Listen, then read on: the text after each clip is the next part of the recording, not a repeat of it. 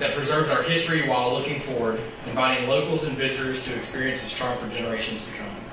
The restoration of this depot exemplifies the power of preservation-based economic development, the cornerstone of what we strive to achieve through the Main Street program. It's a tangible reminder that when we invest in our history, we invest in our future. This accomplishment would not have been possible without the collaboration and dedication of so many. Thank you, Charlotte, for your vision and dedication to save yet another piece of Oxford's history. I want to also thank the Alabama Historical Commission, the City of Oxford, J. Jenkins Architecture, Main Street, Alabama, McWhorter Construction, Opportunity Alabama, Southern Development Council, and Southern States Banks for believing in this project. At this time, I would like to ask Mayor Altercraft to say a few remarks. Thank you, Hunter. I don't even know what to say after all that. But when me and the council saw the building permit calls, we were impressed with Charlotte right there, and so that was pretty good. I will tell you this: probably this depot being redone is probably second to only thing that I've ever heard around Oxford, only to we need a Krispy Kreme. You know, I've heard about this depot being turned into a restaurant for all my life, and so thank you. And my daddy always said, those that can do it, those other people just talk about it. Well, Charlotte don't talk about it, she goes and does it. And so congratulations, Charlotte. Thank you. Thank you, Mayor. Thank you, everybody, for coming out. We have a few things I want to tell you about the building, since Hunter stole all the partner things. I do want to say thank you to everyone who worked here. It's just been a lot of different partners, and Hunter mentioned all those, and they have certainly made a difference in this project. We were talking about what we were going to do to decorate the place, and Hunter said, we should take a picture of that sign and hang it in your office of all the partners. So that is what we're going to do with that sign that's down there. After it's taken down, we'll have a picture of it in my office. One of the things I wanted to talk to you about was the construction and what we've done. And the floors that you're standing on are the original floors. We pulled up plywood. We did have some guys that were in here doing skateboarding. And then one of the neighbors told me that was going on. So when we got the building secured, we pulled up all the plywood and saw these nice floors. We had cracks, huge cracks in the floors though. So you see the Bondo, they came up, our flooring and recorder came up with the idea of putting the Bondo in so that nothing can get through and we can't see through and we can clean them. But these are the original floors. The wooden pieces in here are original. Of course, if you came here earlier, when you used to look through those green-colored or cream-colored walls over there, you could see right through them to the outside over to Dorsey's grocery store because there's so many cracks. So we came up with a way to fill that was compliant with the Historic Commission. They worked us through all of this and have limited some of the things we do on the outside of the building, like no awnings. It has to look like it did 100 years ago. So we've had to do some things a little differently, but I think it really preserved the building.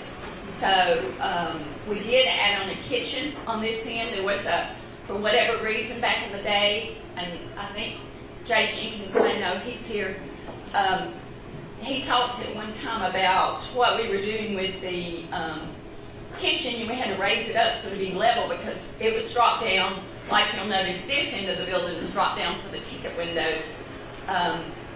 So I'm not really sure, but if you talk to Jay, he might remember why they built it like that. But we did add the kitchen. We left most of the ticket room like it is. If you look up in the ceiling, you'll down there in those two rooms where they sold tickets, you'll see the knob. What is that called?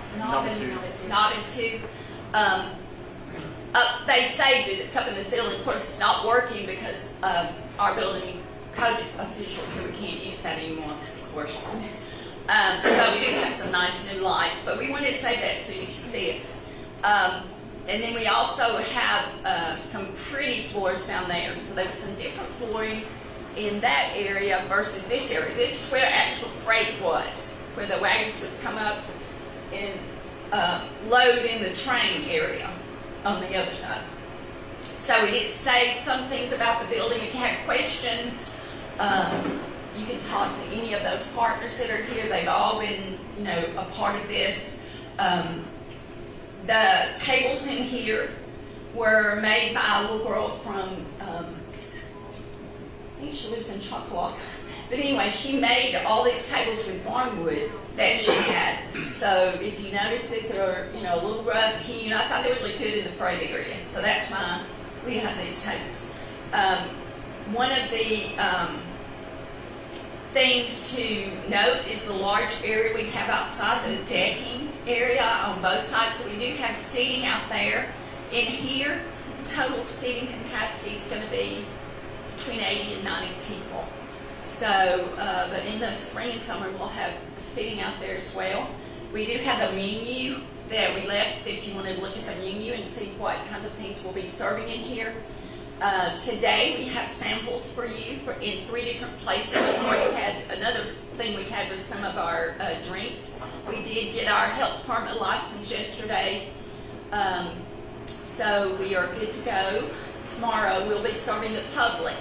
Today we're going to serve the 3 different things in the 3 different areas. We have banana splits, which is on our menu. They'll be up there right up in that area. She got some samples of that. We've got our chili. We'll have soup on the menu every day, so it's back in that corner. And then down in the ticket area, we got some corn nuggets, which is on our appetizer menu. So just walk around, have a good time, and enjoy. And then we'll be serving, like I said, the public on Thursday. Everybody don't come at once. We will be doing a soft opening tonight with our staff and our cooks and everybody. So if you hear, Hubbard's will not be open tonight. If anybody's planning to go there, please do not. We're not going to be open here doing a little fun thing. Our staff has worked really hard. So they're going to get free food, but they also have to cook and work. But anyway, we'll have a good time. But tomorrow we should be able to serve and go forward after that. So we will be open here every day for lunch except Sunday. Sunday this place will not be open except for parties. It'll be a venue for different events. So if you know anyone who needs to have an event, you can do it there. Here, or if you want to have a private party, we have those 2 areas down there. Just let us know. We do have our own phone number, Facebook page, website that should be up to date if it's not already up. So we look forward to having a lot of good events here and parties and good times. So thank you for coming today, and we look forward to seeing you again soon.